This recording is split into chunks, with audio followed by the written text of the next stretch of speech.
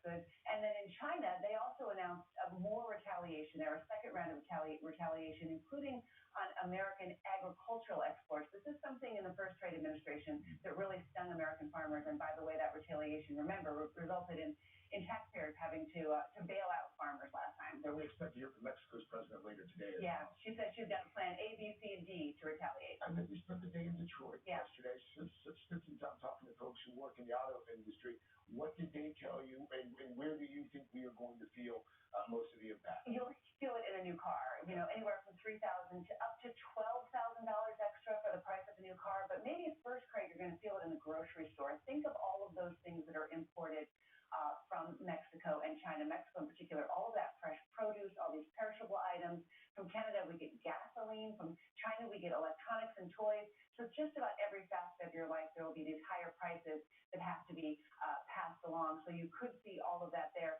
Mark Sandy over at Moody's Analytics says you should expect another $1,200 to $1,300 a year for the typical household just for the higher prices for all of these things. So this never is just one move. When you start talking about a trade war, somebody puts on a tariff, someone puts on another. It's a little bit of a circular firing squad, if you will. So you're starting to see acts in the United States and retaliation, likely raising prices in the near term for American consumers. All right, Christine Romans on those new tariffs. Christine, thank you so much. Savannah?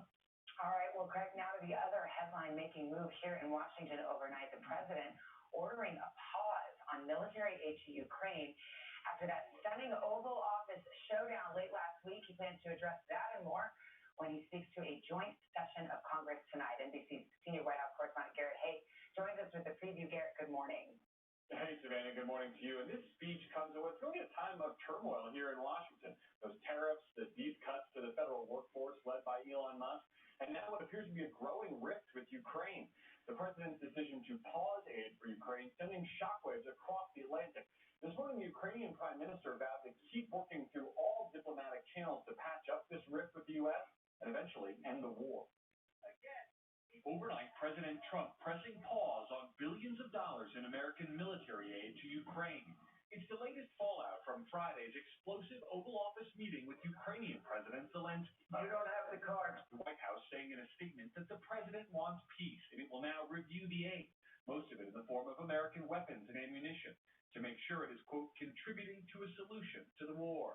Lawmakers on both sides criticizing the move, which could withhold support that Ukraine has been depending on in its fight against Russia. This is preposterous. It is laughable. It is childish.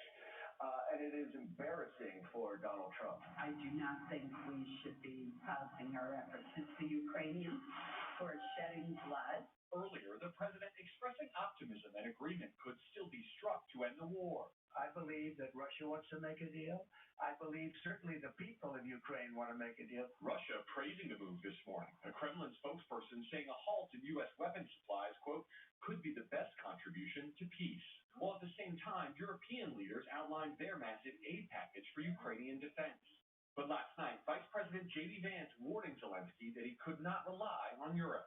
You need to come to the negotiating table and recognize Donald Trump is the only game in town. It comes as Mr. Trump prepares to deliver the first address to a joint session of Congress of his new term, where he will outline his priorities for the next 4 years and tout the accomplishments of his first 42 days. His last speech before Congress in 2020 notably concluding with then Democratic Speaker Nancy Pelosi ripping a copy of President Trump's speech in half. Tonight he'll be backed by GOP Speaker Ann Vance, and Trump ally Elon Musk will also attend, according to a White House official.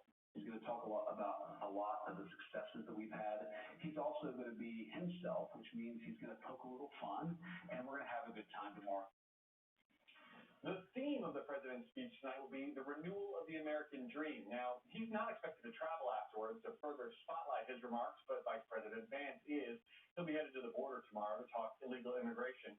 And the Democratic response to tonight's speech will come from freshman Michigan Senator Alyssa Slotkin. Expect to hear a heavy focus on national security and the economy from her. Savannah? All right, Garrett, thank you. And joining us now, Kristen Welker, moderator of Meet the Press here in Washington. We're in your backyard. So let's talk about tariffs. Yes.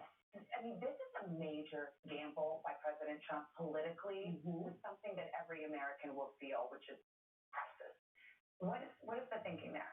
Well, you're absolutely right. And to some extent, Savannah, in the eyes of many, this is a realignment of the U.S. standing on the world stage. These are the United States' closest allies, Mexico, Canada, who he slaps with these tariffs. But then to the point about prices, why was President Trump elected? This promise, in part, to bring down prices. We haven't seen that happen yet. 62% of Americans, according to a recent poll, say it's not happening quickly enough. I just spoke with a senior administration official, though, moments ago, who said this is what he campaigned on. I know. No one should be surprised. He said, I think to you, there may be some short-term pain. Absolutely. He has acknowledged there may be some short-term pain. I pressed him over and over again when I had a chance to speak to him. Won't this just drive up prices on consumers? He rejects that notion. He says ultimately the pain is going to be borne out by these other countries. He wants them to do more to stop the flow of fentanyl, illegal drugs coming across the border. We'll have to see how it plays out, but it's very risky, Savannah. Yeah. Okay, so let's talk about Ukraine. Obviously, there was that explosive meeting in the Oval Office last week. And now, overnight, this pause on all military aid to Ukraine, something that has enjoyed bipartisan support. Where does this go? Well, I've been talking to administration officials who say, look, these peace talks could potentially get back on track, but they say that President Zelensky has to be the one to come and say he is ready for peace. Freezing the aid, Savannah, is the biggest break to date between the United States and Ukraine. Yes, the Oval Office meeting, explosive, but this is stunning. Undoubtedly, European allies will be more radical